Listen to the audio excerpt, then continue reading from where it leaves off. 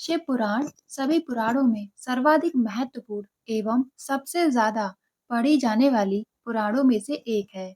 भगवान शिव के विविध रूपों, अवतारों, ज्योतिर्लिंगों, भक्तों और भक्ति का वर्णन किया गया है। इसमें शिव के कल्याणकारी स्वरूप का तात्विक विवेचन, रहस्य, महिमा और उपासना का विस्तृत वर्णन किया गया है। शिव पुराण में शिव को पंचदेवों में प्रधान सिद्ध परमेश्वर के रूप में स्वीकार किया गया है।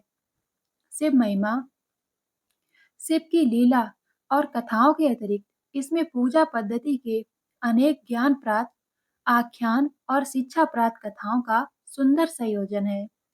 इसमें भगवान शिव के भव्यतम व्यक्तित्व का गुणगान किया गया है। शिव जो स्वयंभू हैं, शाश्वत हैं, सर्वोच्च सत्ता हैं, विश्व चेतना है और ब्रह्मांडीय अस्तित्व के आधार हैं। शिव पुराण का संबंध शैव मत से है। इस पुराण में प्रमुख रूप से शिव भक्त और शिव महिमा का प्रचार एवं प्रसार किया गया है।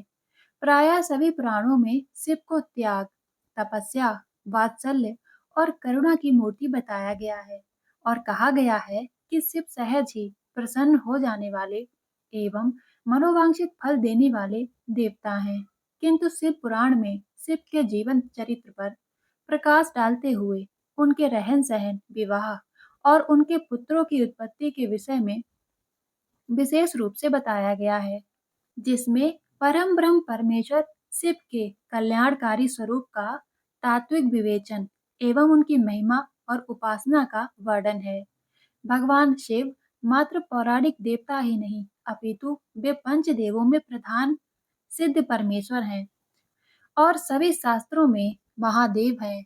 वेदों में इस परम तत्व को अव्यक्त, अजन्मा, सबका कारण, विश्व पंच का स्पष्टा, पालक एवं संग रक्षक कहकर उनका गुणगान किया गया है। शिव का अर्थ है कल्याण स्वरूप और कल्याण प्रदाता। परम ब्रह्म के इस कल्याण रूप की उपासना उच्च कोटि के सिद्धों, आत्म कल्याणकारी साधकों एवं सर्वसाधारण आस्तिक जनों सभी के लिए परम मंगलमय है, परम कल्याणकारी एवं सर्व सिद्धिदायक है और सर्वश्रेष्ठकर है। शास्त्रों में उल्लेख मिलता है कि देव, दानुज, ऋषि, महर्षि, योगिंद्र, मुनिंद्र, सिद्ध, गांधर्व ही नहीं अपितु ब्रह्मा एवं विष्णु भी इन महादेव की उपासना करते हैं। इस पुराण के अनुसार यह पुराण परम उत्तम शास्त्र है। इसे इस भूतल पर भगवान शिव का स्वरूप समझना चाहिए और इस प्रकार से इसका सेवन करना चाहिए। इसका पठन और श्रवण करने से सर्व साधना रूप प्राप्त होता है। इससे शिव भक्त पाकर श्रेष्ठतम स्थिति में पहुंचा और मनुष्य शीघ्र ही शिव प्रद पद को और मनुष्य शीघ्र ही शिव पद को प्राप्त कर लेता है। इस तरह इसका प्रेम पूर्वक श्रवण भी संपूर्ण मनोवांछित फलों को देने वाला है। भगवान शिव इस प्रणाम भगवान शिव के इस पुराण को सुनने से मनुष्य सभी पापों से मुक्त हो जाता है तथा इस जीवन में बड़े बड़े उत्कृष्ट भोगों का उपभोग करके अंत में शिवलोक को प्राप्त कर लेता है। यह शिव पुराण नामक ग्रंथ 24,000 श्लोकों से युक्त है। 7 संहिताओं से युक्त यह दिव्य शिव पुराण परम परम ब्रह्म परमात्मा के समान विराजमान है और सबसे उत्कृष्ट गति प्रदान करने वाला है।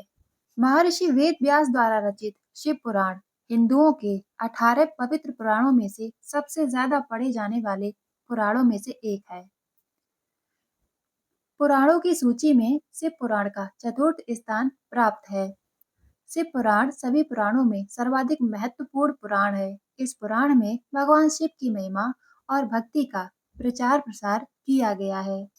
शिव पुराण में भगवान शिव की महिमा और भक्ति के अतिरिक्त पूजा पद्धति के अनेक ज्ञान प्राप्त आख्यान और शिक्षा पद बताए गए हैं।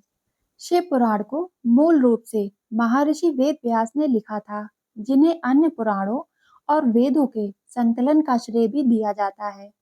कुछ स्रोतों के अनुसार ऋषि वेद व्यास के शिष्य रोमहर्षण ने शिव पुराण की रचना की थी, जो बाद में महर्षि वेद व्यास द्वारा संक्षिप्त किया गया। शिव पुराण की रचना का श्रेय महर्षि वेद व्यास को दिया जाता है, जिन्होंने मूल रूप से 1 लाख श्लोकों वाले ग्रंथ को 24,000 श्लोकों में संक्षिप्त में प्रस्तुत किया है। शिव पुराण में ब्रह्मांड की रचना और त्रिदेवों ब्रह्मा विष्णु महेश के जन्म की व्याख्या की गई है, जिसमें उन्हें सदाशिव, काल ब्रह्म और देवी दुर्गा के पुत्र बताया गया है। इसमें कई ज्ञान और शिक्षाप्रद कथाओं का समावेश है, जो जीवन के विभिन्न पहलुओं पर प्रकाश डालता है। 12 ज्योतिर्लिंगों के महत्व और उनके उद्भव की कहानियां भी शिव पुराण में मिलती हैं। पुराणों में कलयुग के बारे में भी बताया गया है कि यह कैसा होगा और सत्य का महत्व क्या है। शिव पुराण में बताए गए उपायों का पालन करने से व्यक्ति को सुख समृद्धि, आरोग्य और समस्याओं से मुक्ति मिलती है।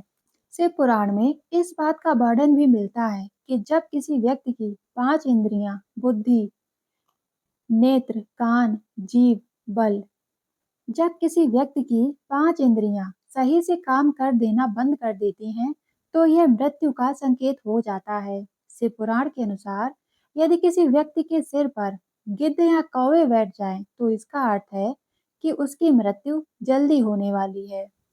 शिव हिंदू धर्म के सबसे प्राचीन और लोकप्रिय देवता हैं। उन्हें जगत का संहारक देवता भी माना जाता है। हिंदू धर्म और विशेष रूप से शैव शक्त संप्रदायों में उन्हें परम ब्रह्म यानी कि सर्वोच्च ईश्वर माना गया है।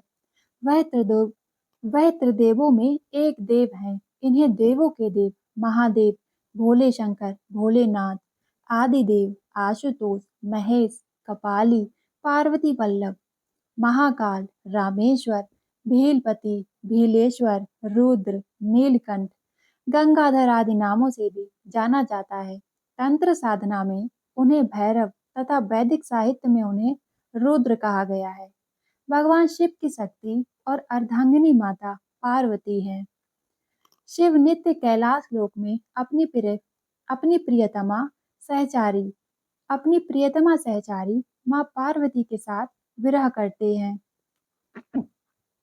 विहार करते हैं। इनके पुत्र कार्तिकेय और गणेश तथा पुत्रियां अशोक सुंदरी, ज्योति और मनसा देवी हैं। शिव अधिकतर चित्रों में योगी के रूप में देखे जाते हैं और उनकी पूजा शिवलिंग तथा मूर्ति दोनों रूप में की जाती है। शिव के गले में नाग देवता विराजमान है और हाथों में डमरू और त्रिशूल लिए हैं। कैलाश में उनका वास है। यह शैव मत के आधार हैं। इस मत में शिव के साथ शक्ति सर्वरूप इस मत में शिव शक्ति स्वरूप पूजित हैं। शिव जी को संहार का देवता कहा जाता है। शंकर जी सौम्य आकृति एवं रौद्र रूप दोनों के लिए विख्यात हैं। इन्हें अन्य देवों से बढ़कर माना जाना इन्हें अन्य देवों से बढ़कर माना जाता है। इसी कारण इन्हें महादेव कहा जाता है। सृष्टि की उत्पत्ति, स्थिति एवं संहार के अधिपति शिव हैं। त्रिदेवों में महादेव शिव त्रिदेवों में भगवान शिव संहार के देवता माने गए हैं। शिव अनादि तथा सृष्टि प्रक्रिया के आदि स्रोत हैं और यह महाकाल ही ज्योतिष शास्त्र के आधार हैं। शिव का अर्थ यद्यपि कल्याणकारी माना गया है, लेकिन वे हमेशा लय और प्रलय दोनों को अपने अधीन किए हुए हैं। राम, रावण, शनि, कश्यप ऋषि आदि इन्हीं के भक्त हुए हैं। शिव सभी को समान दृष्टि से देखते हैं, इसीलिए उन्हें महादेव कहा जाता है। शिव के कुछ प्रचलित नाम महाकाल, आदिदेव, किरात, शंकर, चंद्रशेखर, जटाधारी, नागनाथ, मृत्युंजय अर्थात जिसने मृत्यु पर विजय पाली हो, त्र्यंबक, महेश, विश्वेश्वर, महारुद्र, विषधर, नीलकंठ, महाशिव, उमापति यानी कि पार्वती के पति, उमापति महादेव, काल भैरव, भूतनाथ, त्रिलोचन, 3 नैनों वाले, स्वयंभू, शंभु। भगवान शिव को रुद्र नाम से भी जाना जाता है। रुद्र का अर्थ है रुद्र, दूर करने वाला अर्थात दुखों को हरने वाला। अतः भगवान शिव का स्वरूप कल्याणकारक है। रुद्राष्ट रुद्राष्टाध्याय के 5वें अध्याय में भगवान शिव के अनेक रूप वर्णित हैं। रुद्र देवता को स्थवर जगत सर्व पदार्थ रूप, सर्व जाति मनुष्य देव, पशु वनस्पति। रुद्र देवता को स्थावर जंगम सर्व पदार्थ रूप, सर्व जाति मनुष्य देव, पशु वनस्पति रूप मानकर सर्व अंतर्यामी भाव एवं सर्वोत्तम भाव सिद्ध किया गया है। इस भाव का ज्ञाता होकर साधक अद्वैत निष्ठ बनता है। रामायण में भगवान राम के कथन अनुसार शिव और राम में अंतर जानने वाला कभी भी भगवान शिव का या भगवान राम का प्रिय नहीं हो सकता। यजुर्वेद संहिता के अंतर्गत रुद्र अष्टाध्यायी के अनुसार सूर्य, इंद्र, विराट पुरुष, हरे वृक्ष, अन्न, जल, वायु एवं मनुष्य के कल्याण के सभी साधक भगवान शिव ही हैं। भगवान सूर्य के रूप में वे शिव भगवान मनुष्य के कर्मों को भली भांति निरीक्षण कर उन्हें वैसा ही फल देते हैं। संपूर्ण सृष्टि शिवमय है। मनुष्य अपने अपने कर्मानुसार फल पाते हैं, अर्थात स्वस्थ बुद्धि वालों को वृष्टि रूपी जल, अन्न, धन, आरोग्य, सुख आदि भगवान शिव प्रदान करते हैं और दुर्बुद्धि वालों के लिए व्याधि, दुख एवं मृत्यु आदि का विधान भी शिव जी ही करते हैं। जिस प्रकार इस ब्रह्मांड का कोई अंत नहीं, ना कोई छोर है, ना कोई शुरू है और ना कोई अंत है, उसी प्रकार शिव अनादि है। संपूर्ण ब्रह्मांड शिव के अंदर समाया हुआ है। जब कुछ नहीं था तब भी शिव थे और जब कुछ नहीं होगा तब भी शिव होंगे। शिव को महाकाल कहा जाता है। जब कुछ नहीं था तब भी शिव थे, जब कुछ न होगा तब भी शिव होंगे। शिव को महाकाल कहा जाता है। अर्थात समय शिव अपने इस स्वरूप द्वारा पूर्ण सृष्टि का भरण पोषण करते हैं। इसी स्वरूप द्वारा परमात्मा ने अपने ओज एवं उष्णता की शक्ति से सभी ग्रहों को एकत्र कर रखा है। परमात्मा का यह स्वरूप अत्यंत ही कल्याणकारी माना जाता है, क्योंकि पूर्ण सृष्टि का आधार इसी स्वरूप पर टिका हुआ है। पवित्र श्री देवी भागवत महापुराण में भगवान शंकर को तमोगुणी बताया गया है। इसका प्रमाण श्री देवी भागवत महापुराण अध्याय 5 स्कंद पृष्ठ 121 में दिया गया है। पवित्र शिव पुराण कैलाशपति शिव जी ने देवी आदिशक्ति और सदाशिव से कहा, हे माता, ब्रह्मा तुम्हारी संतान है तथा विष्णु की उत्पत्ति भी आपसे ही हुई है, तो उनके बाद उत्पन्न होने वाला मैं भी आपकी संतान हूँ। ब्रह्मा और विष्णु सदाशिव के आधे अवतार हैं, परंतु कैलाशपति शिव सदाशिव के पूर्ण अवतार हैं। जैसे कृष्ण विष्णु के पूर्ण अवतार हैं, उसी प्रकार कैलाशपति शिव ओमकार सदाशिव के पूर्ण अवतार हैं। सदाशिव और शिव दिखने में, वेशभूषा और गुण में बिल्कुल समान हैं। इसी प्रकार देवी सरस्वती, लक्ष्मी और पार्वती दुर्गा आदि शक्ति के ही अवतार हैं। शिव पुराण के लेख के अनुसार सदाशिव जी कहते हैं, जो मनुष्य मुझ में और कैलाशपति शिव में भेद करेगा, वह हम दोनों को अलग मानेगा, वो नर्क का अधिकारी है। या फिर शिव और विष्णु में जो भेद करेगा, वह नर्क के अधिकारी हो जाते हैं। वास्तव में मुझ में, ब्रह्मा विष्णु और कैलाशपति शिव में कोई भेद नहीं है, हम एक हैं, परंतु सृष्टि के कार्य के लिए हम अलग अलग रूप ले लेते हैं। पृथ्वी पर बीते हुए इतिहास में सतयुग से कलयुग तक एक ही मानव, एक जैसा शरीर, जिसके ललाट पर ज्योति है, इसी स्वरूप द्वारा जीवन व्यतीत कर परमात्मा ने मानव को वेदों का ज्ञान प्रदान किया, जो मानव के लिए अत्यंत कल्याणकारी सिद्ध हुआ। शिव पुराण में देवों के देव महादेव अर्थात महाकाल के बारे में विस्तृत जानकारी दी गई है। आइए अब सुनते हैं शिव पुराण का पहला अध्याय, जिसमें तारक पुत्रों की तपस्या एवं वरदान का वर्णन किया गया है। नारद जी बोले, हे प्रभु, आपने मुझे कुमार कार्तिकेय और श्री गणेश के उत्तम तथा पापों का नाश करने वाले चरित्र को सुनाया है।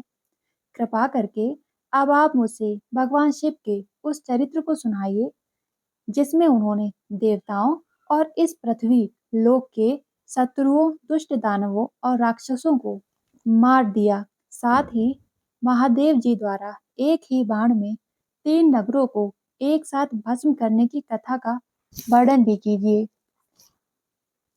तब ब्रह्मा जी बोले, हे मुनिश्रेष्ठ नारद, बहुत समय पूर्व एक बार वेद व्यास जी ने सनत कुमार से इस विषय के बारे में पूछा था। उस समय जो कथा उन्होंने बताई थी, आज वही कथा मैं तुम्हें बताता हूँ। जब देवताओं की रक्षा के लिए भगवान शिव के पुत्र कार्तिकेय द्वारा तारकासुर का वध किया गया था, तब उनके तीनों पुत्रों तारकाक्ष, विदुनमाली और कमलाक्ष को बहुत दुख हुआ। वे तीनों ही महान बलशाली, जितेंद्रिय, सत्यवादी, संयम एवं वीर और साहसी थे। परंतु अपने पिता तारकासुर का वध देवताओं द्वारा होने की वजह से वे देवताओं के लिए रोष उत्पन्न हो गया। उनके मन में देवताओं के प्रति बैर हो गया। तब उन तीनों ने अपना राजपाट त्याग कर मेरु पर्वत की एक गुफा में जाकर उत्तम तपस्या करना शुरू कर दी। उन्होंने अपनी कठिन तपस्या उन्होंने अपनी कठिन तपस्या से ब्रह्मा जी को प्रसन्न किया।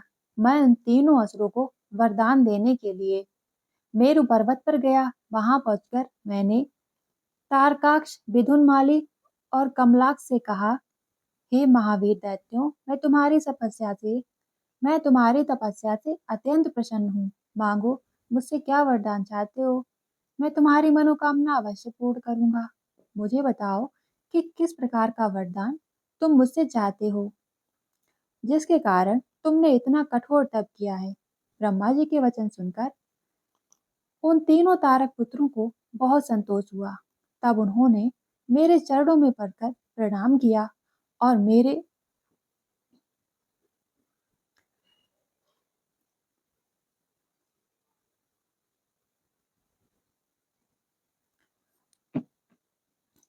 तब उन्होंने मेरे चरणों में गिरकर प्रणाम किया और बोले, हे देवेश, हे विधाता, यदि आप हम पर प्रसन्न हैं और हमें वर देना चाहते हैं कि कोई भी प्राणी हमारा हे देवेश, हे विधाता, अगर आप वाकई में हमसे प्रसन्न हैं एवं हमारी कठोर तपस्या से प्रसन्न हुए हैं और हमें वर देना चाहते हैं, तो आप हमें ऐसा वरदान दीजिए कि कोई भी प्राणी हमारा वध करने में सक्षम ना हो। हम अजर और अमर हो जाएं। हम चाहें तो किसी का भी वध कर सकें। हे प्रभु, हमें इतना वरदान दे दीजिए। हे प्रभु, आप हमें यह वरदान दीजिए, शत्रुओं को मौत के घाट उतार सकें। हे प्रभु, आप हम तीनों को यह वरदान दीजिए कि हम शत्रुओं को मौत के घाट उतार सकें और निर्भय पूर्वक इस त्रिलोक में आनंद का अनुभव करते हुए विचरण करें और कोई भी हमारा बाल बांका न कर सके। तारक पुत्रों के ऐसे वचन सुनकर त्रिलोकीनाथ भक्त बात्सल्य भगवान शिव के चरणों का स्मरण करते हुए बोले,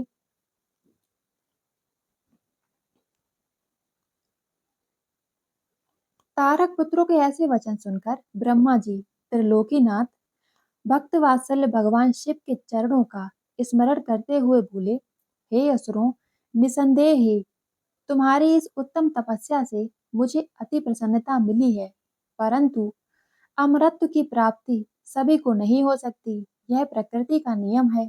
जो जन्म लेता है उसकी मृत्यु निश्चित है। अतः इसके अतिरिक्त यदि कोई और वरदान मांगना चाहते हो तो मैं तुम्हारी उस इच्छा को पूरा कर सकता हूँ। मैं तुम्हारी इच्छित मृत्यु का वरदान दे सकता हूँ। तुम जिस प्रकार अपनी मृत्यु चाहोगे उसी प्रकार तुम्हारी मृत्यु होगी। मेरे इस प्रकार के वचन सुनकर तीनों तारक पुत्र कुछ देर के लिए सोच में डूब गए। तत्पश्चात वे बोले, हे भगवान, हम तीनों ही महाबलशाली हैं, फिर भी हमारे पास रहने का कोई साधन नहीं है जो पूर्णतः सुरक्षित हो और जिसमें शत्रु प्रवेश न कर सके। आप हम तीनों भाइयों के लिए एक ऐसे नगर का निर्माण करें जो पूर्णतः सुरक्षित हो। ऐसे हम उस सुंदर नगर में धन संपत्ति पूर्ण वैभव युक्त जीवन जी सकें, जिसमें सभी अस्त्र शस्त्रों की सामग्री हो और उसे कोई नष्ट ना कर सके।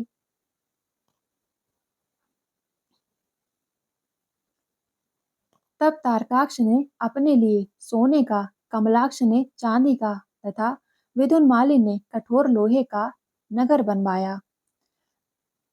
नगर बनवाने का कठोर लोहे का बना नगर वरदान में मांगा। साथ ही उन्होंने यह भी कहा कि यह तीनों लोग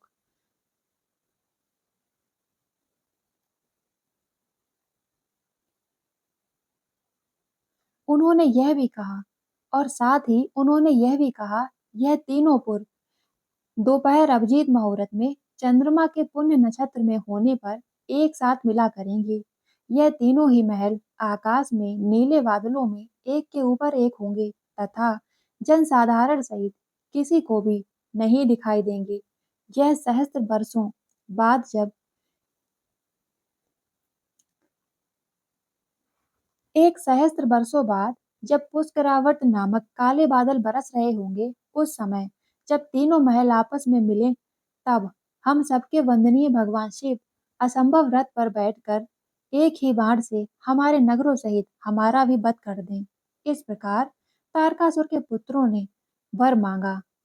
वरदान को सुनकर मैं मुस्कुराया और तथास्तु कहकर उनकी इस इच्छा को पूरा कर दिया। फिर मैं दानवों को बुलाकर ऐसे लोगों को बनवाने की आज्ञा देता हूँ और अपने लोक को लौट आता हूँ। मैंने बहुत मेहनत से तारकाक्ष के लिए सोने का महल बनवाया, कमलाक्ष के लिए चांदी का और विदुनमाली के लिए एक लोहे के उत्तम लोकों का निर्माण किया। यह तीनों ही लोग सभी साधनों से, सभी सुविधाओं से युक्त थे, हर प्रकार से संपन्न थे। इन तीनों लोकों का निर्माण होने के उपरांत वे तीनों अपने लोक में चले गए और मैंने उन्हें एक के ऊपर एक करके आकाश में, एक स्वर्ग के ऊपर तीसरे को पृथ्वी और मैंने उन्हें एक के ऊपर एक करके, एक को आकाश में, एक को स्वर्ग के ऊपर और तीसरे को पृथ्वी लोक में स्थिर कर दिया। तत्पश्चात तीनों असुरों की आज्ञा अनुसार मैं भी वहीं पर निवास करने लगा। तारकाक्ष, कमलाक्ष और विदुनमाली तीनों ही सदैव शिव भक्ति में लीन रहा करते थे। इस प्रकार वे तीनों ही असुर जब आनंद पूर्वक अपने अपने लोकों में सुखों का भोग करने लगे, अपने अपने लोकों में सुखों का भोग करते हैं। इसके साथ ही महाशिव पुराण का पहला अध्याय समाप्त होता है। सूत जी ने कहा, हे शौनक जी, अब मैं तुम्हें शिव पुराण की कैलाश संहिता का वर्णन सुनाता हूँ, जो भगवान शिव के परम निवास कैलाश पर्वत की अद्भुत महिमा और वहां घटित होने वाली दिव्य लीलाओं को प्रकट करती है। यह संहिता भक्तों को शिव के परम धाम के दर्शन कराती है और उनके मन में शिवलोक की प्राप्ति की इच्छा जगाती है। कैलाश पर्वत, जिसे शिवलोक कहा जाता है, भगवान शिव का परम पवित्र निवास स्थान है। यह भौतिक जगत से परे आध्यात्मिक ऊर्जा से ओतप्रोत है। यह एक ऐसा स्थान है जहां भगवान शिव अपनी पत्नी पार्वती और पुत्र गणेश, कार्तिकेय और अपने प्रिय गणों के साथ निवास करते हैं। कैलाश केवल एक पर्वत नहीं, बल्कि वह केंद्र है जहां से ब्रह्मांड की समस्त ऊर्जाएं नियंत्रित होती हैं। कैलाश पर्वत की महिमा का वर्णन शब्दों में करना असंभव है। यह हिमडित शिखर, जिसकी ऊंचाई आकाश को छूती है, सदैव दिव्य प्रकाश से प्रकाशित रहता है। यहाँ की जलवायु अत्यंत शीतल और पवित्र है और यहाँ की शांति ऐसी है जो मन को तुरंत शांत कर देती है। इस स्थान पर ना तो कोई मोह है, ना लोभ है और ना ही कोई द्वेष है। यहाँ केवल परम आनंद और आध्यात्मिक ऊर्जा का वास है। कैलाश पर्वत के चारों ओर अनेक प्रकार के कल्प वृक्ष और दिव्य औषधियां विद्यमान हैं, जो सभी रोगों का नाश करती हैं और अमरता प्रदान करती हैं। यहाँ पर किन्नर, गांधर्व, यक्ष, सिद्धू पुरुष सदैव भगवान शिव की स्तुति करते रहते हैं। यह वह स्थान है जहाँ तपस्या करने से मनुष्य को तुरंत सिद्धि प्राप्त होती है। जो भक्त श्रद्धा पूर्वक कैलाश पर्वत का स्मरण करता है या उसकी यात्रा करता है, उसके सारे पाप नष्ट हो जाते हैं एवं शिवलोक की प्राप्ति होती है। कैलाश शिव का यह घर जहाँ से वे सृष्टि का संचालन करते हैं, भक्तों पर कृपा बरसाते हैं और धर्म की स्थापना करते हैं। कैलाश संहिता में भगवान शिव की कैलाश पर्वत पर जाने की विभिन्न लीलाओं और उनके गहन ध्यान का वर्णन किया गया है। शिव कैलाश पर्वत पर रहकर ही ब्रह्मांड के समस्त कार्यों का निरीक्षण और नियंत्रण करते हैं। भगवान शिव कैलाश पर्वत पर नित्य ध्यान में लीन रहते हैं। उनका ध्यान इतना गहरा होता है कि उन्हें बाहरी जगत का बोध नहीं रहता। इस ध्यान की शक्ति से ही ब्रह्मांड में संतुलन बना रहता है। जब वे ध्यान से उठते हैं तो कभी नृत्य करते हैं, कभी अपने गढ़ों के साथ क्रीड़ा करते हैं और कभी भक्तों को दर्शन देते हैं। कैलाश पर ही शिव ने अनेक ऋषियों और देवताओं को ज्ञान प्रदान किया है। गुरु के रूप में प्रकट होकर उन्हें आत्मज्ञान और मोक्ष का मार्ग बताते हैं। यहाँ पर वे दक्षिण मूर्ति के रूप में विराजमान हैं, जहाँ वे मौन रहकर ही अपने शिष्यों को परम ज्ञान प्रदान करते हैं। कैलाश पर ही शिव और पार्वती की अनेक प्रेम लीलाएं घटित हुई। वे दोनों एक दूसरे के पूरक हैं और सृष्टि के संतुलन को बनाए रखते हैं। कैलाश पर ही गणेश और कार्तिकेय का बचपन बीता। यहीं से उन्होंने अपने पराक्रम का आरंभ किया। कैलाश पर अनेक सिद्ध सरोवर और गुफाएं भी हैं, जहाँ बड़े बड़े ऋषि मुनि तपस्या करते हैं। मानसरोवर झील और राक्षस ताल जैसे पवित्र सरोवर कैलाश के निकट ही स्थित हैं, जिनके जल में स्नान करने से सभी प्रकार के पाप धुल जाते हैं। कैलाश संहिता में भगवान शिव के रौद्र और आनंद में नृत्य शिव तांडव का भी वर्णन है, जिसे वे कैलाश पर्वत पर ही करते हैं। यह तांडव सृष्टि के सर्जन, पालन और संहार का प्रतीक है। जब शिव तांडव करते हैं तो समस्त ब्रह्मांड उनके साथ नृत्य करता है। कैलाश संहिता में रावण की कथा भी आती है, जो शिव का परम भक्त था, परंतु उसमें अहंकार भी था। रावण अपनी शक्ति के माध्यम से कैलाश पर्वत को उठा लेने का प्रयास किया। रावण ने अपनी शक्ति के माध्यम से कैलाश पर्वत को उठा लेने का प्रयास किया था, ताकि वह शिव को लंका ले जा सके। जब रावण ने कैलाश को उठाने का प्रयास किया, तो भगवान शिव ने अपने पैर के अंगूठे से पर्वत को दबा दिया, जिससे रावण उसके नीचे दब गया। रावण ने अपनी गलती का एहसास किया और भगवान शिव की स्तुति करने लगा। उसने भगवान शिव तांडव स्रोत की रचना की और उसे गाकर शिव को प्रसन्न किया। रावण की भक्ति से प्रसन्न होकर भगवान शिव ने उसे मुक्त कर दिया और उसे एक चंद्रहास नामक तलवार भेंट की। यह कथा दर्शाती है कि अहंकार का अंत निश्चित है, परंतु सच्ची भक्ति से भगवान शिव को प्रसन्न किया जा सकता है। कैलाश संहिता भक्तों को यह सिखाती है कि कैलाश पर्वत एक भौगोलिक स्थान नहीं, बल्कि एक आध्यात्मिक अवस्था है, जहाँ मन की शांति और ईश्वर से एकाग्रता प्राप्त होती है। यह शिव का धाम है, जहाँ परम आनंद और मुक्ति का वास है। सूत जी ने कहा, हे शौनक जी, अब मैं तुम्हें शिव पुराण की वावई संहिता का वर्णन सुनाता हूँ, जो शिव तत्व के परम रहस्य, उनके विभिन्न स्वरूपों और योग साधना को प्रकट करती है। यह संहिता यह संहिता सभी संहिताओं में गूढ़ मानी जाती है और शिव के परम भक्त ही इस रहस्य को समझ पाते हैं। वावई संहिता भगवान शिव के परमार्थ स्वरूप का विस्तृत वर्णन करती है। शिव केवल एक देवता नहीं, बल्कि वे परम ब्रह्मा हैं, जो सभी गुणों से परे हैं और सभी के आधार हैं।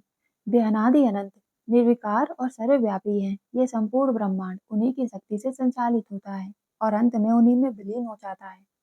शिव का स्वरूप अत्यंत चिन्मय है, अर्थात वे शुद्ध चेतना और आनंदमय है। वे ही महादेव, सभी देवों के देव, जो सभी को मोक्ष प्रदान करते हैं। शिव की आराधना केवल बाहरी कर्म कांडों तक सीमित नहीं है, बल्कि आंतरिक शुद्धि, आत्मज्ञान और योग साधना के माध्यम से होती है। शिव को प्राप्त करने के लिए मन का एकाग्र होना अत्यंत आवश्यक है। इंद्रियों को वश में करके निरंतर उनका ध्यान करना चाहिए।